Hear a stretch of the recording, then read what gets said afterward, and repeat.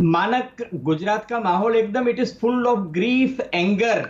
और सबसे ट्रेजेडी की बात यह है कि गुजरात में अर्बन डेवलपमेंट में अगर मेरे अपार्टमेंट में एक लिफ्ट भी लगती है ना, तो उस पे यहाँ बोर्ड लगाना पड़ता है कि कैरिंग कैपेसिटी 4 लोगों की है या 6 लोगों की है, और हर 3 साल में फिटनेस सर्टिफिकेट लेना पड़ता है कि लिफ्ट जो है फिटनेस सर्टिफिकेट वाली है, अदरवाइज आप उस लिफ्ट को यूज नहीं कर सकते हो। मेरा सवाल ये है आपके वो एनालिस्ट से कि सर कॉमन सेंस ये कहती है कि इतनी बड़ी कंपनी जो है, जितने 2 करोड़ रुपए डाले, उसने फिटनेस सर्टिफिकेट क्यों नहीं लिया?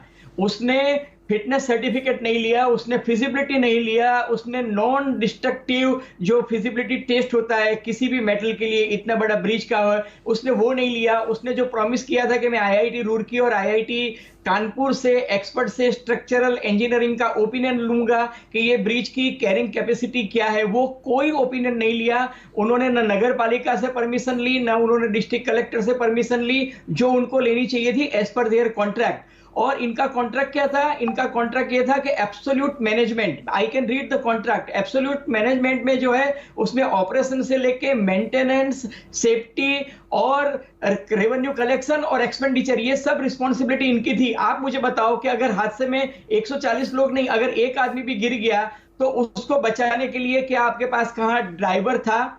क्या कोई फर्स्ट एड देने की कोई फैसिलिटी थी? और सर आपने टिकट का रेट डिसाइड हुआ था 15 रुपए और 10 रुपए, 10 रुपए बच्चे के लिए, 15 रुपए बड़े के लिए। तो पहले दिन से आपने 15 की जगह 17 रुपए और 10 की जगह 12 रुपए लेना चालू कर दिया, विच वॉज ऑल्सो रॉन्ग। मैं उसके ऊपर अभी भी नहीं आ रहा हूं। और इन्होंने बाकायदा 25 तारीख को प्रेस कॉन्फ्रेंस करके राजकोट में सभी अखबारों में इश्तिहार दिया था कि मोरबी में हम ये शुरू कर रहे हैं। तो मेरा सवाल ये है कि मोरबी के नगर पालिका के अध्यक्ष और राजकोट कलेक्टर या मोरबी कलेक्टर को इतना पता नहीं चला कि इन्होंने विदाउट अवर परमिशन इन्होंने ये ब्रिज का ओपनिंग कैसे कर दिया?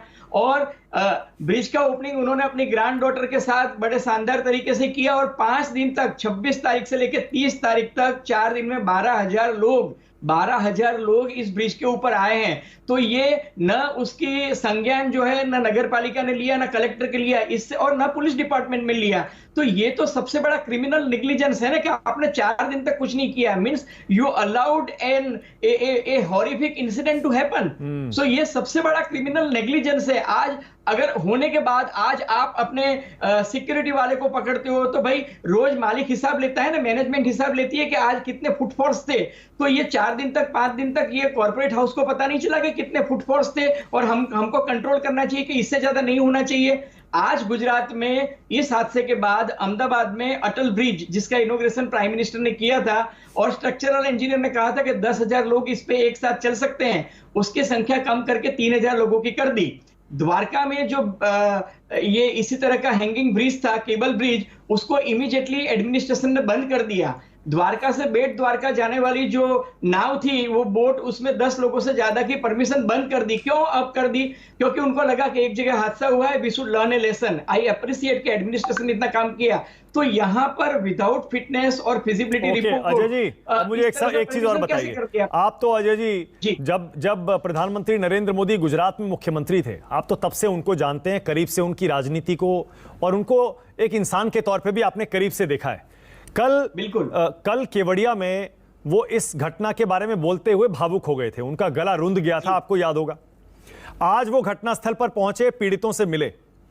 आज प्रधानमंत्री के मन में क्या चल रहा होगा, जरा मुझे ये बताइए अजय जी, क्योंकि वो गुजरात मॉडल को अपना प्राइड मानते हैं, वो गुजरात मॉडल को पूरे देश में लेकर जाते हैं, कहते हैं कि मैं गुजरात मॉडल जैसा पूरे देश को और बाकी राज्यों को बना दूंगा। क्या गुजरात मॉडल पर इस घटना ने दाग नहीं लगा दिया? क्या प्रधानमंत्री आज गुस्से में नहीं होंगे अजय जी?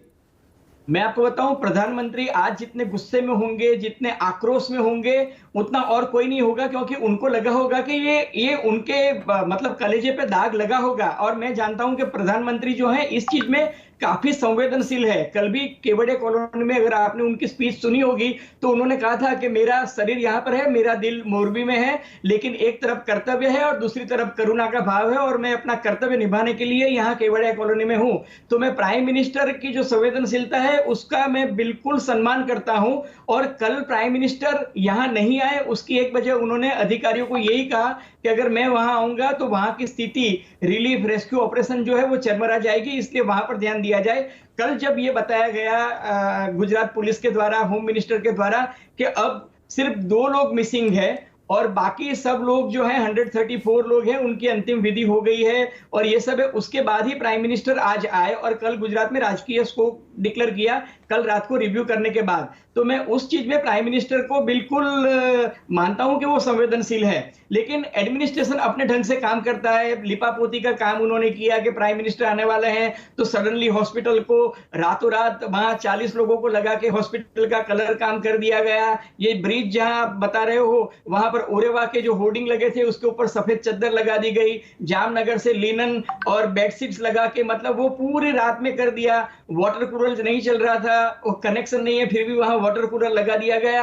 तो ये एडमिनिस्ट्रेशन अपनी तरफ से लिपापोती आपाधापी में करता रहता है, लेकिन प्राइम मिनिस्टर बिल्कुल संवेदनशील है। अजय जी, आपके हिसाब से कौन जिम्मेदार? अजय जी, आपके हिसाब से एक शख्स जो इस घटना का सबसे बड़ा जिम्मेदार है वो कौन है? मैं मानता हूं कि मोरबी नगर पालिका रिस्पॉन्सिबल है, जिसने विदाउट परमिशन इसको चालू करने दिया, और ओरेवा ट्रस्ट रिस्पॉन्सिबल है जिसने उतावले में आनंद फानंद में इसको चालू कर दिया। ये दोनों लोग सबसे ज्यादा। और राज्य सरकार की कोई जिम्मेदारी नहीं है अजय जी? देखो, राज्य सरकार की रिस्पॉन्सिबिलिटी उसके बाद आती है, डिस्ट्रिक्ट कलेक्टर की रिस्पॉन्सिबिलिटी पहले आती है और राज्य सरकार की बाद में आती है। मैं मतलब राज्य सरकार की कोई फेवर नहीं करना चाहता हूं, लेकिन राज्य सरकार का और उसका जो कॉन्ट्रैक्ट था उसमें माना, you will be surprise to know कि उसमें लिखा हुआ है कि जब एक बार उसको 15 साल के लिए 2 करोड़ रुपए में कॉन्ट्रैक्ट दे दिया गया, उसके बाद उसके काम में कोई दखल अंदाजी नहीं करेगा, और उसमें वर्ड यूज किया है एब्सोल्यूट मैनेजमेंट।